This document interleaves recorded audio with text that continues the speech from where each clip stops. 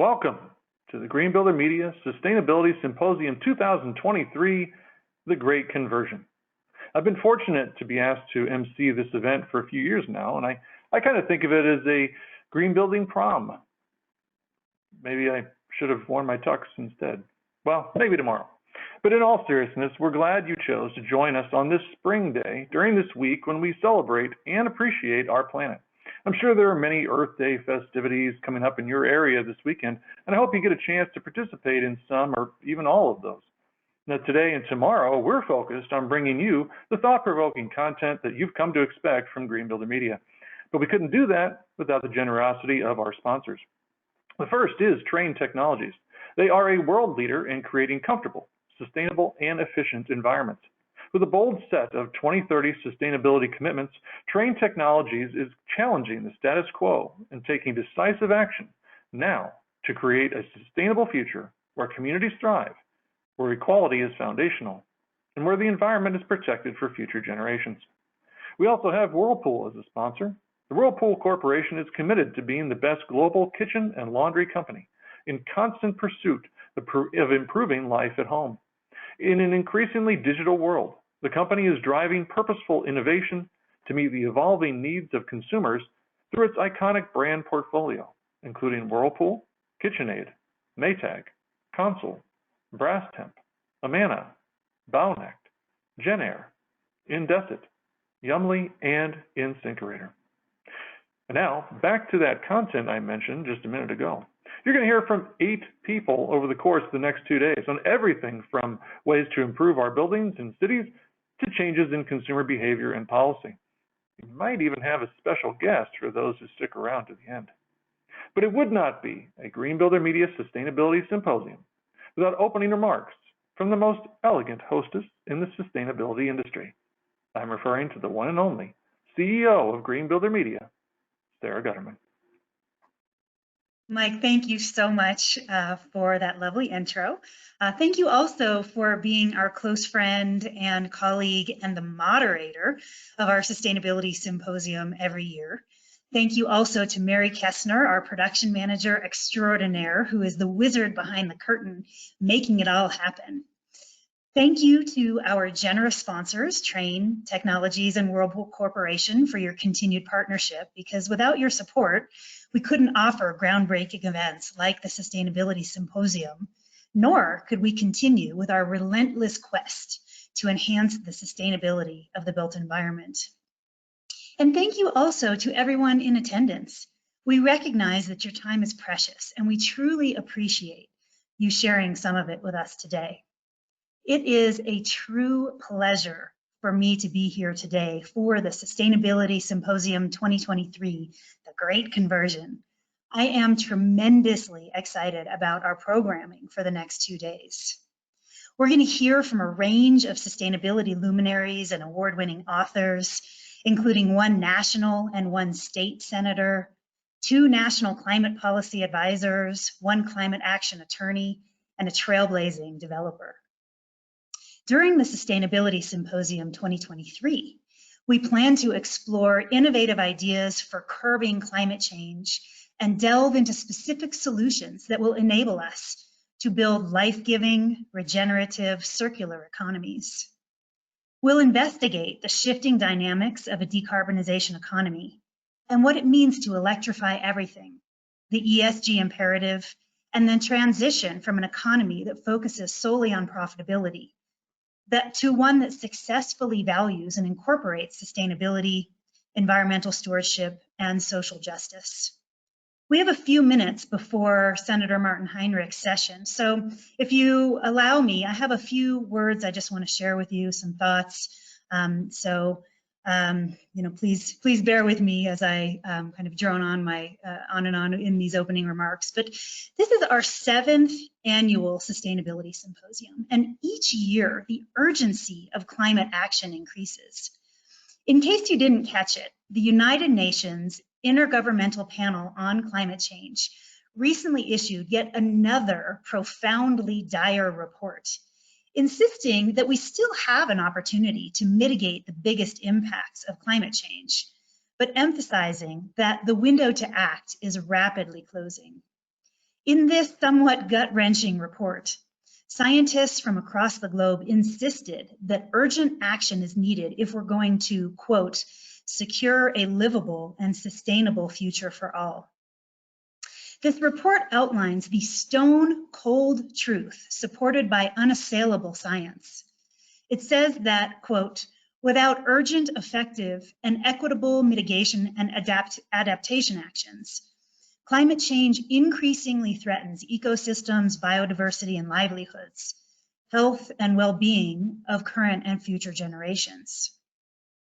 UN Secretary General Antonio Guterres referred to the report as a, quote, clarion call to massively fast-track climate efforts by every country and every sector and on every time frame.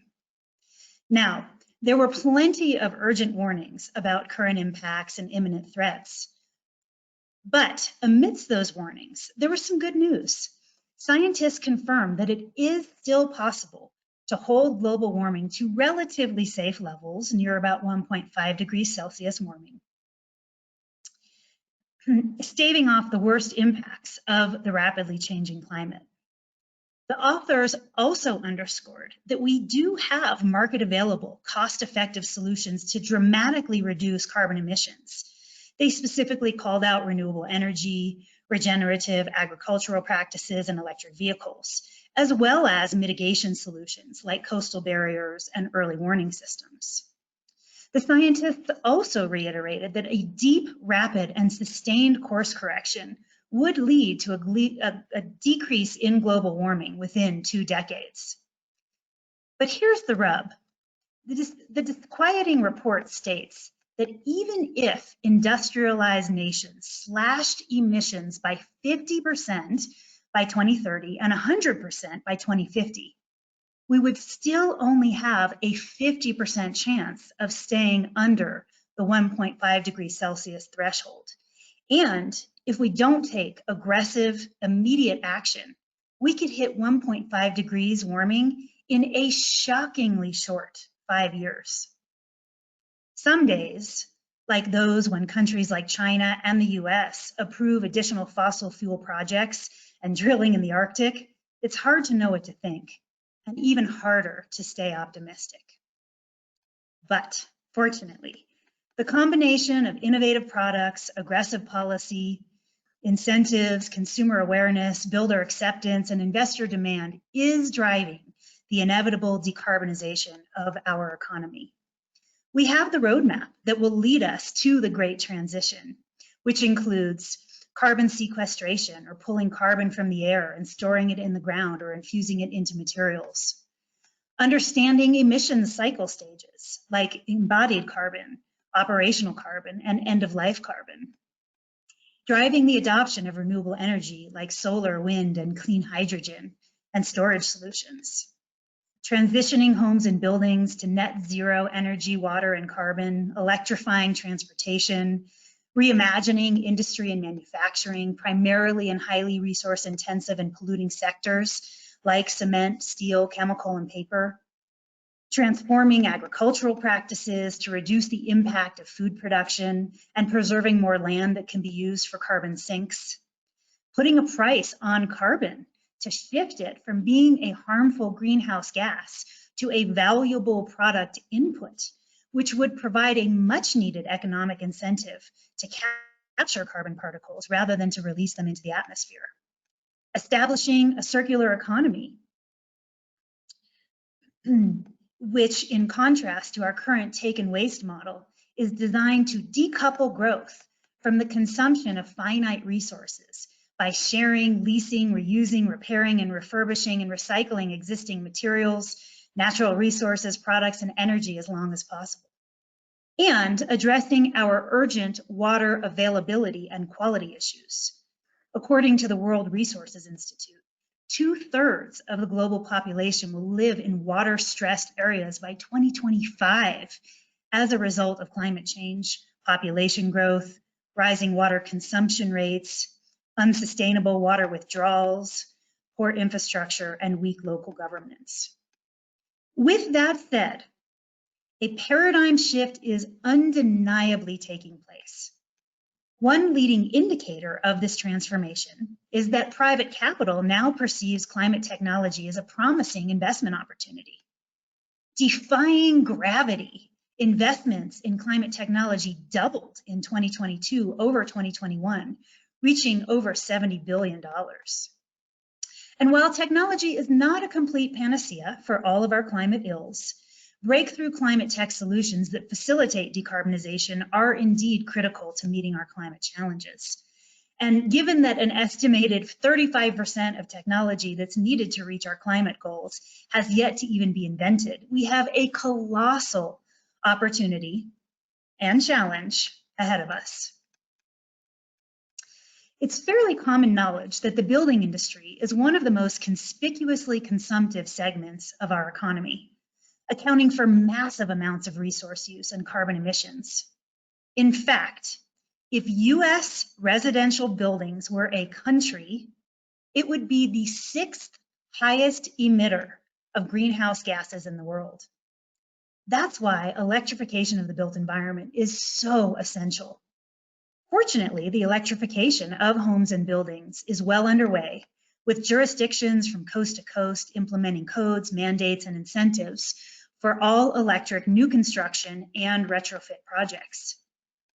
An unprecedented $369 billion has been allocated through the Inflation Reduction Act to reduce domestic emissions approximately 40% below 2005 levels by 2030, offering homeowners up to $14,000 to install advanced technologies and make energy efficiency improvements. Simultaneously, builder and developer acceptance is growing. In fact, Green Builder Media has a survey in the market right now through our Cognition Smart Data Market Intelligence division that is querying builders about their views on IRA funding. And the data shows that 80% of builder respondents believe that the IRA funding will positively impact their business by driving demand for high-performance all-electric products like heat pumps, induction cooktops, and solar plus storage. And consumer demand is following suit. According to Cognition, over 60% of baby boomer, Gen X, and millennial survey respondents said that they would purchase an all-electric home, and 100% of Gen Zs responded that they would purchase an all-electric home. A clear indication that preferences aren't just shifting, but rather paradigms are exploding.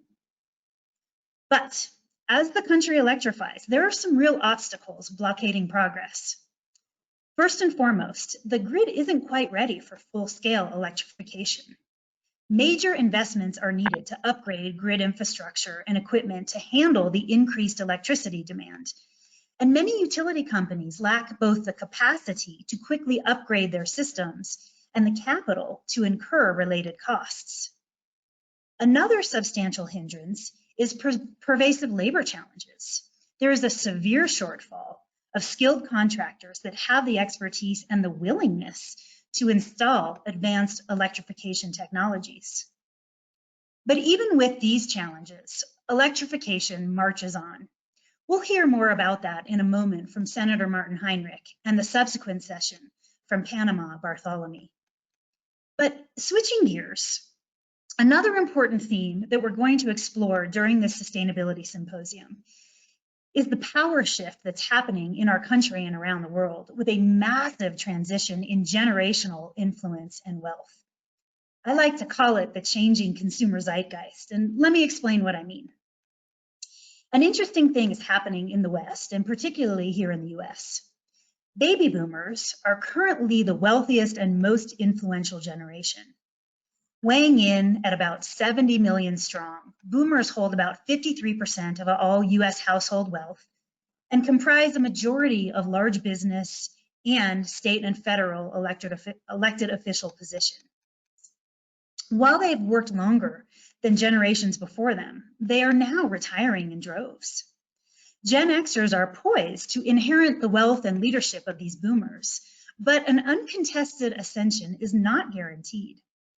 Xers do presently have the highest level of cultural influence, dominating top positions at large news corporations and media outlets.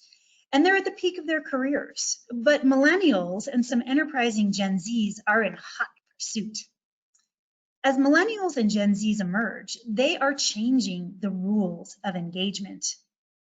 In the face of divisive politics, existential environmental threats, global pandemics, and social justice challenges, younger generations are calling out a broken status quo, demanding an urgent reckoning, bold leadership, and a radically better future.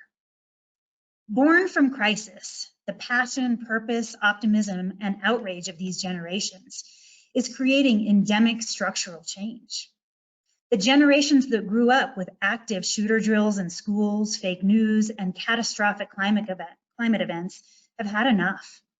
Exhausted with how negative and divided our country has become, these younger individuals are flipping the script on the current national dialogue. And they're motivated to act. According to cognition data, over 80% of these budding leaders believe that they can and must step up to make a difference in the world. Which begs the silver bullet question: will their undaunted optimism yield a radical reimagination of our culture? Now, why is this important, you might be asking? Why am I even talking about this? Well, each generation is shaped by its own unique historical context. Things like wars, recessions, elections, social movements, and cultural experiences, creating a shared perspective about the world. As younger generations move into positions of power, they are influencing society, shaping it to conform to their worldview, which makes it particularly important to understand the nuanced purchase drivers, pensions, and behavioral patterns and preferences of millennials and Gen Zs, so that we know what to expect for the future. Now, we like to say that millennials have seized the top influencer position in the housing sector, spending more money on buying and remodeling homes than any other generation. They comprised over 52% of all home applications in 2022, and their household formation and home purchasing numbers continue to increase. So understandably, millennials have been top of mind for builders, developers, and manufacturers alike for years, and with good reason. 88 million strong, this group boasts a total spending power of over 2.5 trillion. Values-based and mission-driven, many millennials place purpose over paycheck. They care deeply about the environment, and they incorporate sustainability into their decision-making. According to a recent cognition survey, 87% of millennial respondents reported that they are worried about climate change. 93% believe that companies should take a stand on environmental issues. And 78% prefer purchasing products from sustainable brands. Now, here's another number worth paying attention to. Nearly 55% of millennials say that they believe that humanity is doomed due to climate change. In fact, these millennials claim that the failure to adapt to and mitigate climate change is their top global risk of highest concern, more so than economic or social instability, COVID, terrorism, or even gun violence. Gen Zs have even heightened levels of concern about the environment and social justice. Weighing in at approximately 78 million individuals, they command a combined spending power of nearly 360 billion, a number that will grow substantially over time as their net worth increases. Now, millennials were raised during a time of relative economic growth and prosperity, whereas Gen Z's childhood was marked by 2 crippling recessions and a global pandemic. As a result, Zs tend to be a bit more debt adverse and budget conscious. Zs are also the most diverse generation in American history. So while millennials embrace and celebrate diversity, equality is a guiding principle for many Gen Zs. Expect this generation to become even more vocal about their passions and concerns over the coming years as they continue to mature and evolve in their leadership positions. Perhaps the most defining feature of Gen Zs is the high level of stress and angst due to climate change. In fact, there is an entirely new branch of science that is emerging in response to Gen Z's high anxiety levels called ecopsychology, which studies the psychological impact of climate change on the human psyche. Cognition data shows that over 75% of Gen Zs feel guilty about their negative impact on the environment. 80% report feelings of sadness, anger, powerlessness, and helplessness when it comes to mitigating the impacts of climate change. And nearly 50% feel ignored when they try to express their climate anxiety. These individuals are upset at older generations and governments for largely ignoring climate science, and they're demanding climate justice as a remedy for a deep-set feeling of betrayal. Nearly 2/3 of Gen Zs want to see a restructuring of our economy with equality and climate change in mind, and they want to see action that is as urgent and pervasive as the response that we took to COVID on a global scale. So what does all of this mean, and how will the preferences of millennials and Gen Zs impact our future? At a time of profound changes and new possibilities, younger generations are looking for transformative leadership and systemic change. Many of these individuals valued measured consumption. COVID and inflation-related supply chain shortages, in conjunction with a mounting sense of urgency to solve for climate change, has driven these younger generations to embrace nature-positive, regenerative actions, products, and solutions that blend affordability with sustainability. They do also have record low levels of trust and are demanding greater transparency and accountability than ever before from corporate America, from elected leaders, from the news media. So it's more important than ever that we all respond accordingly and authentically. Enter stage left, a new wave of business leaders and elected officials that are meeting the moment by crafting environmental, social, and governance strategies. These leaders are asking hard questions about transparency, accountability, and their company's role in our urgent social and environmental challenges. They're finding innovative ways to transition from an outdated business model that extracts value by exploiting people and natural resources to a new paradigm whereby companies create value by enriching the lives and the livelihoods of employees, customers, investors, and other stakeholders.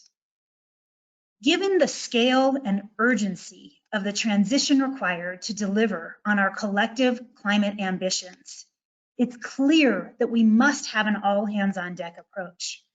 This is a yes and moment rather than a no but moment. Individuals, companies, cities, states, and nations all must play a role to accelerate climate action and ensure a just and inclusive transition.